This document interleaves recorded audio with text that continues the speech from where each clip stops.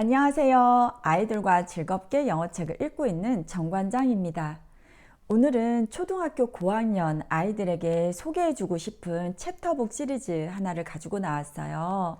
바로 이 매직 트리 하우스 시리즈입니다. 이 책은 워낙 유명하고 또 챕터북 중에서도 대표적이다라고 할 만해서 어쩌면 이 영상을 보시는 부모님들 중에는 이미 갖추고 있는 경우도 있겠다 그렇게 생각을 하고 있어요. 이 매직 트리 하우스 시리즈가 끝이 나면 사실은 뒤를 이어서 좀 더 내용이 풍부해지는 이렇게 책도 좀 두꺼워지죠. 이렇게 멀린 미션 시리즈로 이어지는데 저는 오늘 이 매직 트리 하우스 시리즈에 관해서만 이야기를 우선 하려고 해요. 제가 이 책을 소개하고 싶어진 이유는 제가 몇 년 전에 이 책을 갖췄을 때 몇 권 띄엄띄엄 읽어보고 내용도 재미있고 나오는 영어들도 제법 훌륭하구나 그냥 그렇게 좀 가볍게 생각을 했었어요. 그런데 그 이후에 초등학교 고학년 아이들이 이 책을 어떻게 읽는지 지켜보게 됐고 저도 1권부터 차례대로 완독을 해 나가면서 이 책이 이런 장점이 있구나 하고 좀 더 구체적으로 생각을 하게 되었어요. 그래서 그 이야기를 공유를 하고 싶다라고 생각을 하게 됐습니다. 이 책은 사실 제가 2년 전에 구매를 할 때만 해도 이렇게 매직 트리 하우스와 그 뒤에를 있는 이렇게 멀린 미션 시리즈를 합쳐서 전권 한 50권 정도 구매를 했었거든요. 그런데 이 매직 트리 하우스의 공식 홈페이지가 있어요. 거기에 들어가 보면 어떤 책이 지금까지 출판이 됐는지 그리고 작가 소개가 또 나와 있기도 해서 이 시리즈에 관한 여러 가지 정보를 얻을 수가 있는데 제가 지금 확인을 해보니 이 매직 트리 하우스 이 시리즈만 현재 35권 정도가 출판이 된 상태였어요. 멀린 미션 시리즈도 계속해서 이어져서 나오지 않을까 생각하고 있습니다. 그러니까 이렇게 후속 이야기를 기다리는 그 재미도 있겠죠. 이 책은 한 권당 한 70페이지가 약 되지 않고요. AR 지수로 따지자면 뭐 2점대 후반 그리고 3점대 초반 보통은 3.5 그 아래로 구성이 되어 있는 책이에요.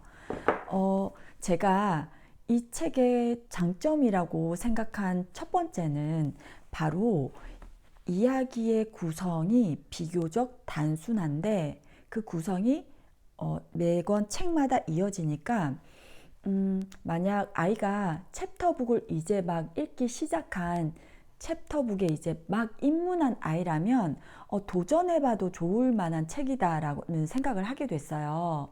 여기 주인공은 이제 2명이 나오는데 바로 좀 진중하고 꼼꼼하고 그리고 진지하고 뭐 이런 성격의 오빠가 있고요. 그 반면에 여동생이 있는데 그 여동생은 호기심도 굉장히 많고 적극적이고 그래서 저는 좀 더 진취적인 그런 성격을 가진 아이다라는 생각이 드는 그런 여동생이 있어요. 이 두 남매가 어느 날 우연찮게 자기 동네 숲속에서 트리하우스를 발견하게 됩니다. 그 안에는 책이 엄청 많은 거예요. 그래서 이 아이들이 이 책의 주인은 도대체 누구지? 이렇게 호기심을 갖다가 그 이후에 그 책의 주인을 만나게 되고 그리고 그 뒤에 이어지는 이렇게 모험담인데요. 이 아이들은 그 트리하우스에 있는 책을 하나 골라서 우리가 이 장소로 가고 싶어 이러면 마법이 막 일어나면서 그 장소로 가게 돼요. 그러면 그 안에서 여러 가지 위기도 겪고 그러면서 그 위기를 이제 극복하고요. 그리고 그 안에서 여러 가지 모험을 겪게 돼요. 그리고 나서 문제가 해결이 되고 나면 이제 현실로 돌아와서 자기 집으로 돌아가는 좀 기본적인 구성을 가지고 있는 그런 이야기 시리즈입니다. 그러니까 아이들이 책을 이제 처음부터 읽어 나가면 이야기가 이런 식으로 진행이 되는구나 이러면서 기본적인 플롯을 아니까 다음 책에는 또 어느 장소로 어느 시대로 갈까 그것만 이제 보면 되는 거예요. 그래서 기본적인 틀이 있기 때문에 초보 독서가 이제 초보 그 챕터북 독서가라 할지라도 비교적 쉽게 이야기를 쫓아갈 수 있어요. 그래서 저는 그 점에서 이 책이 처음 이제 챕터북에 입문하는 아이라 할지라도 잘 이야기를 쫓아갈 수 있겠다라고 생각을 하고요. 그리고 두 번째는 큰 장점이 있어요. 바로 이 책 시리즈의 이야기의 확장성입니다. 제가 방금 말씀드렸지만 이 주인공들이 어떤 책을 탁 펼쳐서 나는 이 장소로 가고 싶어 하면 그곳으로 가는 거예요. 그런데 이게 시대나 어떤 장소에 구애받지 않거든요.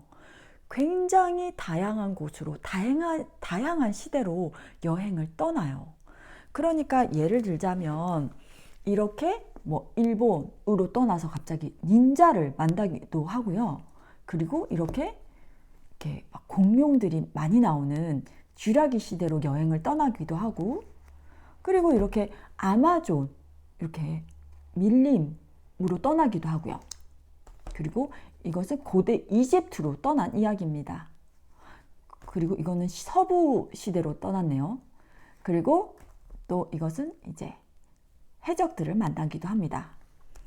이렇게 워낙 시대적 그리고 장소적 배경이 풍부하고 다양하다 보니까 아이들은 물론 책을 읽으면서 이 시대에는 이런 일이 있었구나, 이런 사람들이 살았구나, 또 이런 나라에는 뭐 이런 사람들이 살구나 하는 좀 이런 장소나 그 시대에 대한 다양한 정보를 얻을 수도 있지만, 이 책 한 권을 읽고 그냥 탁 덮고 끝나는 것이 아니라 자기가 좀 더 호기심이 생긴다면 관련된 정보를 좀 더 찾아볼 수도 있고요.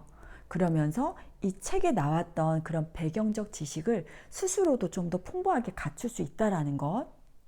그래서 저는 이야기가 그냥 이야기 하나로 끝나서 그냥 재밌게 끝났다, 이게 아니라 좀 더 이야기를 좀 더 이어서 이렇게 좀 이야기를 확장해서 이야기할 수 있는 그런 점이 이 책의 큰 장점이라고 생각할 수 있어요. 그리고 또 세 번째도 큰 장점입니다. 저는 여기서 나오는 영어 표현 문체가 굉장히 교과서적이다라고 생각을 해요. 그러니까 문장이 굉장히 정갈하고요, 깔끔합니다. 그래서 사실 챕터북 이렇게 2점대 후반 3점대로 넘어가기 시작하면 이렇게 또래들이 사용하는 은어들이 책에서도 이렇게 섞여서 나오는 경우가 꽤 빈번해져요. 그래서 한국 아이들이 그런 책을 읽으면 이게 도대체 무슨 표현이지? 좀 짐작은 갈 수도 있지만 정확히 무슨 뜻인지 좀 의문점이 생기는 경우가 많은데요. 이 시리즈에는 그런 은어 사용이 거의 없어요. 그래서 책이 쭉 읽어도 이게 도대체 무슨 표현이지? 이런 것들이 거의 없습니다.